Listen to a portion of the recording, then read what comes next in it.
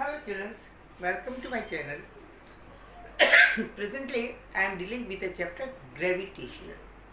Gravitation. What is gravitation? गुरुत्वाकर्षण क्या होता है? गुरुत्वाकर्षण एक यूनिवर्सल आकर्षण का वाला फोर्स है जो पूरी यूनिवर्स में एक पॉइंट, एक पिन, एक बॉडी दूसरी बॉडी पे परमानेंटली लगाती रहती है. This is the universal truth. सबसे पहले न्यूटन ने इसको बताया. As per this theory, every body of the universe applied a force of attraction on the another body. ये फोर्स हमेशा फोर्स ऑफ अट्रैक्शन होता है. That is not never repulsion का कभी फोर्स नहीं होता. ये याद रखिए. Gravitational force can't be repulsive. Okay. हमेशा आकर्षण करने वाला फोर्स होता है. एक पिंड दूसरे पिंड को हमेशा अपनी ओर आकर्षित करना है. ये क्वालिटी ग्रेविटेशनल क्वालिटी कहलाती है. And the force that work in between them is known as gravitational force. गुरुत्वाकर्षण का बल. गुरुत्वाकर्षण इसमें लिखा है. It means it will always be attractive in type in nature. अच्छा, ये हमेशा याद रखिए. तो इस हिसाब से as per the theory, each body inside the universal, पूरी यूनिवर्सल में it will remain same. ये जरूरी नहीं है कि वो अर्थ पे काम करेगा, मून पे काम नहीं करेगा, ब्रह्मांड में काम नहीं करेगा. It will work everywhere. When two bodies of mass m1 and m2 are separated by the distance r, supposing, then this body will attract another body towards its center. अपनी ओर खींचेगी. Same is the condition with this. This will pull over this. खींचेगी. दोनों के force of attraction एक दूसरे के opposite and equal होंगे. Applied by the first body on the second will be equal to the applied by the second body on the first, but in reverse direction, because they both are attracting the another body towards itself. अपनी तरफ खींच रहे हैं, इसलिए उनकी direction उल्टी होगी. और उसके जो फॉर्मूला है एज पर रूल ग्रेविटेशन का, F force acting between these two body will be equal to m1 m2 upon r square. This is as per the theory. बस ये थ्योरी ही आपके कोर्स में है, so that you should be only read this formula. How it could, ये कैसे drive हुआ इसको जानने की कोई जरूरत नहीं है. एफ इज इक्वल टू इस प्रोपोर्शनलिटी के इसको हटाने के बाद हम इसको कैपिटल जी लिख सकते हैं. ये ग्रेविटेशन कांस्टेंट कहलाता है. This is known as gravitation constant, गुरुत्वाकर्षण का नित्यांक. तो ये हो जाएगा m1 m2 upon r square. Okay. कोई भी ये ग्रेविटेशनल कांस्टेंट ये हर एक सिस्टम के लिए, क्योंकि किसी चीज़ पे डिपेंड नहीं करता, न तो बॉडी के वेट पे डिपेंड करता है, न साथ के इन्वायरमेंट पे डिपेंड करता है, न कि गर्म मौसम है, ठंडा मौसम है, या अर्थ पे है या मून पे है, इस बात पे कोई डिपेंड नहीं करता. इसकी कांस्टेंट वैल्यू एमके सिस्टम में 6.67 इंटू 10⁻⁻11 होती है. 11 क्या होती है? डायमेंशंस आपको नहीं पता ये कितनी होगी. डायमेंशन क्या होगी इसकी देखिए यहाँ. G equal can be written as F into are square upon m1 into m2. तो जी की वैल्यू क्या होगी? इसकी डायमेंशन क्या होगी? Newton metre square upon kg square. ये इसकी डायमेंशन, जी की dimension in CGS system. This is always equal to 6.67 into 10⁻⁻11 newton metre square पर kilogram. Okay. This will be the value of G. ये होती है जी की वैल्यू. ओके. ठीक है. अब आप इसमें ग्रेविटेशन कांस्टेंट की वैल्यू निकाल सकते हैं. क्या कह सकते हैं कि अगर सपोज इस फॉर्मूले में, इसी फॉर्मूले में F into are square upon m1 इस वाले फॉर्मूले में अगर हम जीवन की definition, if you want to derive the definition of G, then what can we do? हम कहेंगे फोर्स सपोजिंग F 1 न्यूटन है, 1 newton, force equals to 1 Newton. R is the distance between is 1 meter and weight of them m1 and m2, they both are equal and equal to 1 kg. उस case में g is equal to f हो जाएगा. Then we can say that gravitational constant उस force के बराबर होगा जो दो बॉडी एक एक किलोग्राम की एक दूसरे से, दो बॉडीज एक एक किलोग्राम से की एक दूसरे से 1 मीटर के डिस्टेंस पे रखी हो, तो उन दोनों के बीच में जो भी force of attraction by virtue लग रहा होगा, that force is nothing but equal to the gravitation constant.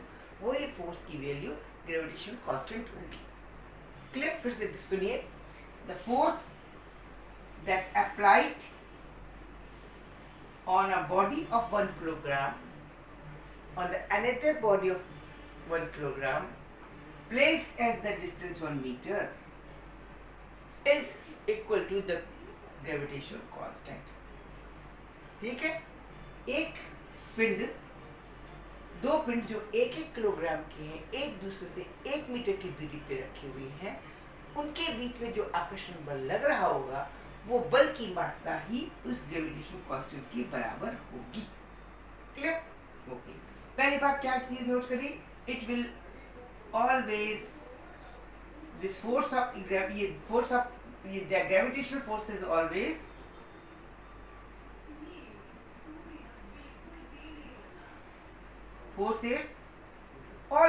attractive.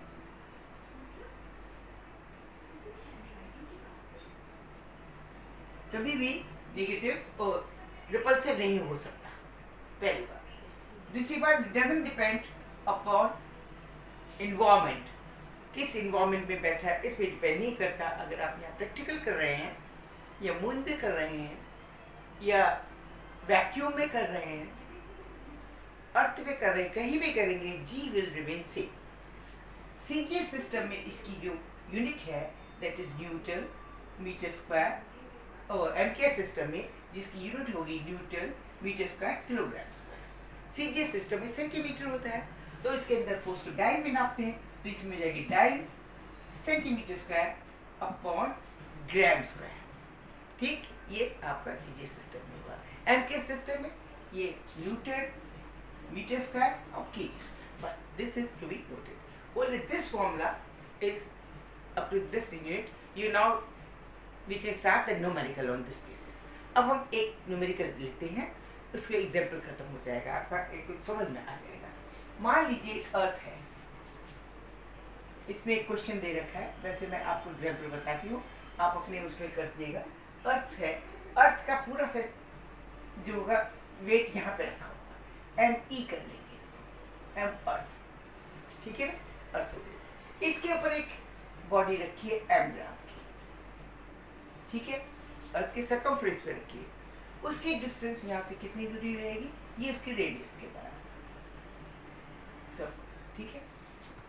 तो ये वाली अर्थ इस बॉडी को अपनी ओर सेंटर की ओर खींचेगी. इसी वजह से हम लोग कोई बॉडी अगर छोड़ देते फट से नीचे गिरती है, क्योंकि ग्रेविटेशनल फोर्स लग रहा होता है.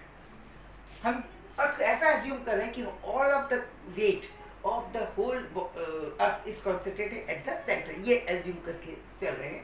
तो ये एक वेट हो गया जो पूरा कॉन्सेंट्रेट है अर्थ का, जो सेंटर पे काम कर रहा है, वो इस बॉडी को अपनी ओर खींचेगा और ये इसको अपनी ओर खींचेगा. दोनों के बीच में जो फोर्स ऑफ ग्रेविटेशन लगेगा, ग्रेविटेशनल फोर्स लगेगा, वो किसके बराबर होगा? एफ हो जाएगा. This will be equal to capital G लगाएंगे और into M, mass of the earth हमें दे रखा होगा, वो वैल्यू रखेंगे. उसके बाद मास ऑफ द बॉडी रखा है एम रखेंगे, और उसके बाद इनके सेंटर से उसकी रेडियस ऑफ द अर्थ यानी आर ई, ये इसका स्क्वायर कर देंगे, तब हमें जो वैल्यूज मिलेगी वो हम आराम से कैलकुलेट कर सकते हैं. प्रोवाइडेड कोई भी एक चीज़ दे रखी, फोर्स दे रखा हो, तो इन लोगों को निकाल सकते हैं. एक अननोन और बाकी सब चीज़ें दे रखी होंगी तो हम उसको निकाल सकते हैं. This is only the way. Now we are going to calculate numerical. Okay, numerical क्या है? This is the book.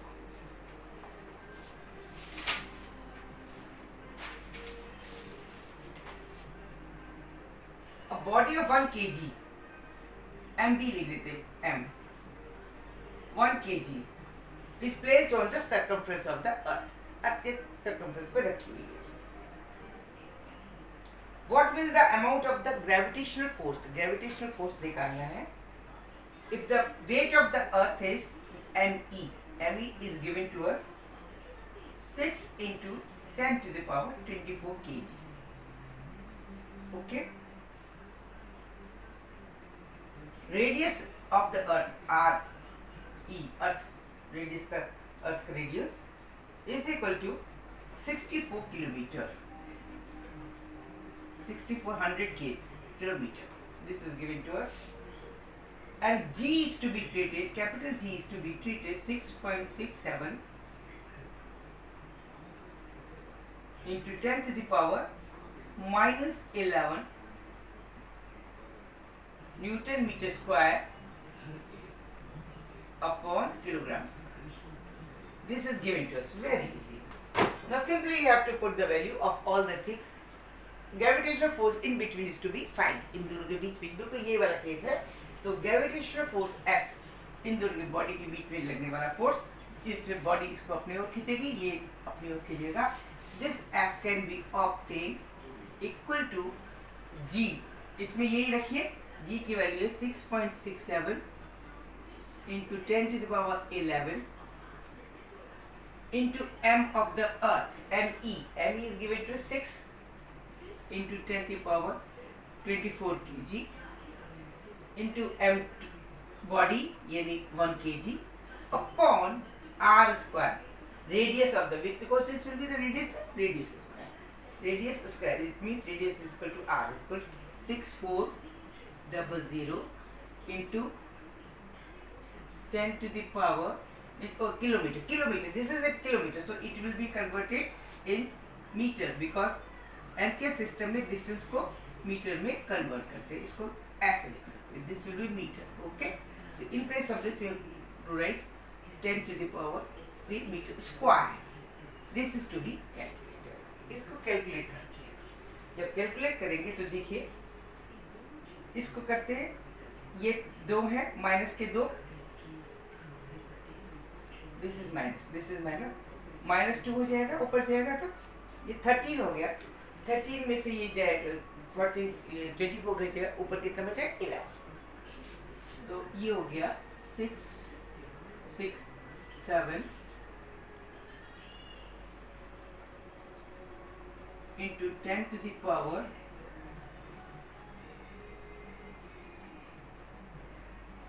1. Okay, ये बचेगा अपॉन यहाँ करते 64 into 64 into 100 into 100 into 10 to the power 6 into 1000 into 1000. ये हो गए. अब आप देखिए कितने जीरो है. 1 2 3 4 5 6 7 8 9 10. It means only 1 will be remain. ऊपर की तरफ 667 into 10 upon 64 into 64. ये बचा. अब आप इसको काटिए, कैंसिल कीजिए, ये जाएगा 2 से 2 5 जा 10, ये 32. It means it is 67 into 5 into upon 34. ठीक, ओके, मल्टीप्लाई करते हैं. 1 2 3 4 5 6 7 8 9 10. This is 11. 1 बचा. ठीक है, ओके. 32. इसको मल्टीप्लिकेशन कर देते हैं. This will be equal to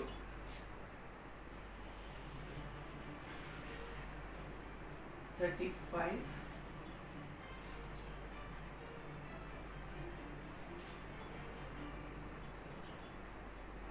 33 and this 33 upon 64 into 32. ठीक है, डिवाइड कर देते हैं. 64 into 32. This is 8 and 12 and 18. This is equal to 8491. 1948. 1948 upon this system is equal to 13335 upon 1948. इसको जब डिवाइड करेंगे, भाग करेंगे, this will B approximately come 9.77 Newton. This will be the answer. Okay, इसके बीच में जो फोर्स लगेगा 9.77 फोर्स लगेगा न्यूटन. ओके, आई थिंक मजा आया होगा आपको, मेरे चैनल में अच्छा लगा आपको. Thanks for watching my video. Please don't forget to like and subscribe it. Share कीजिए, सब्सक्राइब कीजिए, लाइक कीजिए, खुद देखिए, बार बार रिपीट कीजिए, याद कीजिए, दूसरों को दिखाएं. मैं अभी और आगे बताऊंगी. कितना लिमिटेड कोर्स है, उसी कोर्स के हिसाब से मैं चलती हूँ. Because you are in 9th, इतना वास्ट एक्सप्लेनेशन नहीं है आपके कोर्स में, इसलिए मैं छोटा छोटा पढ़ाती हूँ. क्लास 10th में उसके हिसाब से पढ़ाऊँगी, क्लास 11th को उसके हिसाब से पढ़ाऊँगी. This is the class for class 9th, this is the video for class 9th. So इतना ही आपके कोर्स में. अभी एक और चैप्टर आएगा, अभी न्यूमेरिकल कीजिए, उसका आगे हम आपको और पढ़ाएंगे. Okay, thank you, good night, good luck. तब तक के लिए अगले वीडियो आपके लिए आ रहा है. Okay, thank you, good night, good luck.